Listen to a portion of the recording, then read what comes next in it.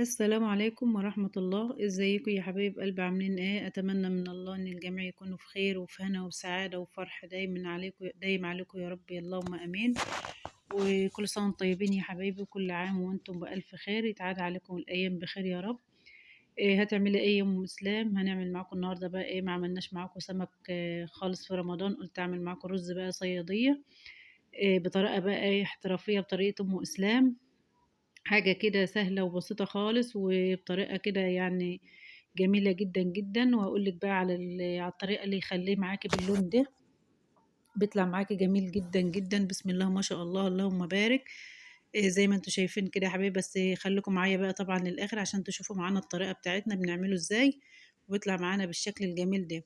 وطبعا اللي أول مرة يشوفنا طبعا يا ريت يشترك لنا في القناة ويفعل زر الجرس ويختار كلمة الكل وعشان يوصل له كل جديد يا حبايبي. ويا ريت ما تنسونيش باللايك الجميل بتاعكم يا حبايبي. أول حاجة بقى أنا كنت جايبة السمك بتاعنا ما شاء الله. السمك ب80 جنيه ما شاء الله، يعني حاجة يعني ربنا يرحمنا ويتولانا يا رب اللهم امين، ويرخص قوت المسلمين يا رب اللهم امين. هنعمل بقى ايه التمليحة او الدقة زي ما بتسموها، يعني طبعا الدقة بتاعت السمك ديت انا بحط بقى فيها فلفل احمر شطة، وشطة خضراء وفلفل اخضر، يعني ايه زي ما انت متعودة يعني، وتوم. وطبعا زي ما انتوا شايفين كده بقى ايه بدقها في الصلاية. فانت طبعا لو حابة تعمليها في الكبة افرميها، في الكبة افرميها، حابة تدقها على ايدك دقها حسب اللي موجود عندك يعني. بس انا يعني بصراحة انا بحب ادقها كده في الكبة. وبتحط بقى ايه بهارات سمك، بتحط فلفل عفوا كمون كزبرة، بتحط بابريكا.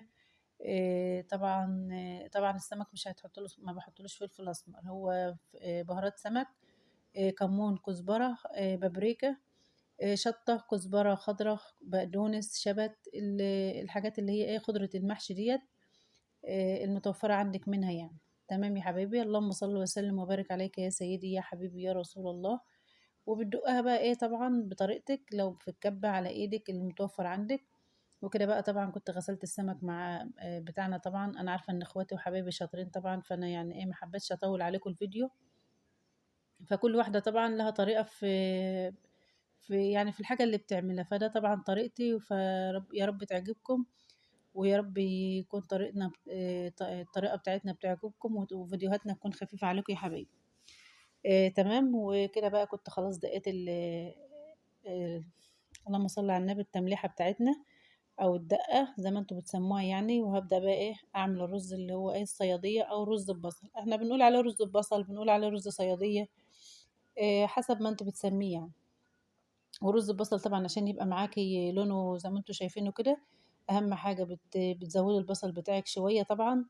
وبتحطي كمية من الزيت بقى ان كان سمنة او زيت، بس طبعا بالاكترية يعني هو الزيت، عشان البصل يحمر معاكي ويطلع لونه ايه دهبي كده وجميل. وبسم الله ما شاء الله كان جميل. عايزة اقول لكم ان الرز ده بيبقى خلي ريحة يعني بتبقى ريحته جايبة لاخر الشارع والله، بسم الله ما شاء الله. والحاجات بقى اللي انا بحطها فيه زي ما انتوا هتشوفوها معايا دلوقتي بتخلي لي طعمه حلو قوي وله شكل جميل جدا جدا جدا. إيه اللهم صل وسلم وبارك عليك يا سيدي يا حبيبي يا رسول الله. إيه وطبعا احنا في الايام العشر الاواخر يا حبايبي، ربنا يجعلنا من المقبولين يا رب، ويجعلنا من عتقائك من العتقاء من النار، ويجعلنا من اللي ربنا يغفر لهم ذنوبهم اللهم امين، انا وانتم والمسلمين اجمعين اللهم امين. ويصلح لنا حالنا يا رب وحال المسلمين اللهم امين. معلش المقطع ده اتعاد تاني، فانا مببقاش اعرف امسح والله فسامحوني. فطبعا زي ما انتم شايفين كده حطيت البصل اهوت، فسامحوني يعني المقطع ده اتعاد تاني. اللهم صل وسلم وبارك عليك يا سيدي يا حبيبي يا رسول الله. وطبعا اللي وصل معانا لحد دلوقتي في الفيديو يا ريت يا ريت يا حبايبي ما تنسونيش باللايك الجميل بتاعكم. اهم حاجه اللايك بتاعكم يا حبايبي، انتوا طبعا بتفرحونا عفوا يعني بتفرحونا باللايك بتاعكم. تمام. ما انا مش عارفه انا متلخبطه ليه. اللهم صل وسلم وبارك عليك يا سيدي يا حبيبي يا رسول الله. تمام يا حبايبي. وتفضلي بقى ايه تقلبي في البصل بتاعك، اهم حاجة تقلبي ايدك ما تشالش منه لحد ما يحمر ويديك اللون الذهبي الجميل ده، بس يكون ذهبي غامق شوية علشان بيديك اللون البني بقى، بتبقى الرز بتاعك بقى لونه بني كده ولونه جميل ويبقى شكله حلو قوي قوي بصراحة. بصراحة كان جميل، كان جميل حلو قوي قوي. وتفضلي بقى ايدك ما تشالش من البصل بتاعك، تفضلي تقلبي كده تحوري شمال ويمين كده على طول، علشان ايه ما يتحرقش. وطبعا عشان لما البصل بتاعك بقى بيتحمر زيادة عن اللازم يعني وبيتحرق معاكي، بيمرر، بيبقى له مش طعمه حلو كده، وبخلي الرز بتاعك طعمه مش حلو.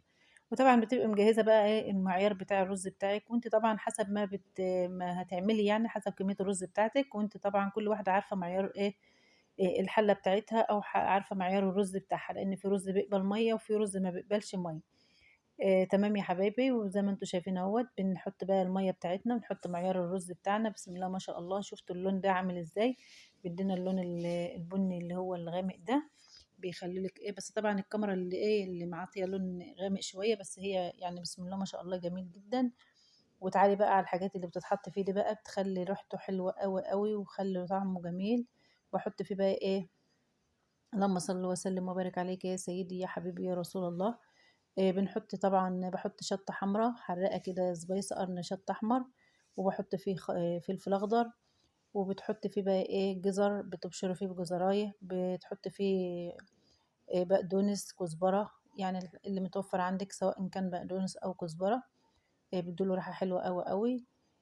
تمام يا حبايبي. وبتخرطي بقى الحاجات دي كلها، وبتحطي المية بتاعتك، المعيار الرز بتاعك. وكده اهوت ببشر الجزراية دي بتديله شكل حلو أوي ما شاء الله لما بيستوي كده، وبتبقى شكلها حلو أوي في قلب الرز. تمام. بس أنا بحب أبشرها علشان ايه متبقاش باينة إن هي كبيرة يعني. تمام يا حبايبي. وعايزة اقول لكم بقى ان الرز ده كان له ريحة خطيرة، كان يعني بصراحة كان جميل. كنت عاملاه بقى يعني حاجة كده ما شاء الله. اللهم صل وسلم وبارك عليك يا سيدي يا حبيبي يا رسول الله. تمام اهوت. حطيت قرن شطة احمر، ورجعت حطيت قرن فلفل احمر بردك. الفلفل الاحمر ده بيديله شكل حلو قوي. بحب يعني ايه الفلفل يكون في قلب الرز كده، بيدي شكل جميل قوي. تمام يا حبايبي. وزي ما انتم شايفين اهوت، بتحط بقى ايه رشة من الكمون على الكزبرة اللي هي الدقة بتاعتنا اللي انا عاملاها. ما بحطش بقى بهارات اكتر من كده، هو كمون على كزبرة، والملح بتاعه بقى ايه بظبطه. وطبعا بتسيب الرز بتاعك يغلي زي ما انتوا شايفينه كده اهوت. بتعلي النار بقى عليه يغلي، وساعة ما يغلي معاكي بتنزلي بالرز بقى بتاعك. انا كنت غسلاه، فطبعا انت حسب الرز بتاعك بقى، في رز زي ما بقول لك كده بيحتاج مية، او وفي رز ما بيحتاجش. تمام. فانت يعني ايه انت اللي عارفه معيار الحله بتاعتك، تظبطي معيار الحله بتاعتك.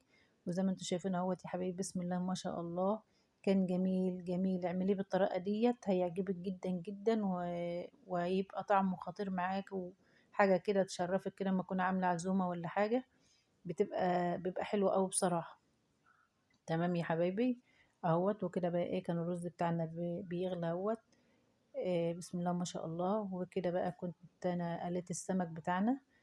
طبعا انا عارفه ان يعني مش ما ارضاش اطول عليكم الفيديو والله، يعني انا حمرت السمك يعني وكده، وكنت منضفاه برضك كويس. وانت طبعا بتنضفي حاجتك بقى زي ما انت متعوده عليه. عملنا طبق سلطه، طبق سلطه مع زيتون مخلل. وكل يوم يعني حيرة والله، بس خيره خيره كتير والله. ربنا يدوم ونعم علينا يا رب. وكل سنة وانتم طيبين، وكل عام وانتم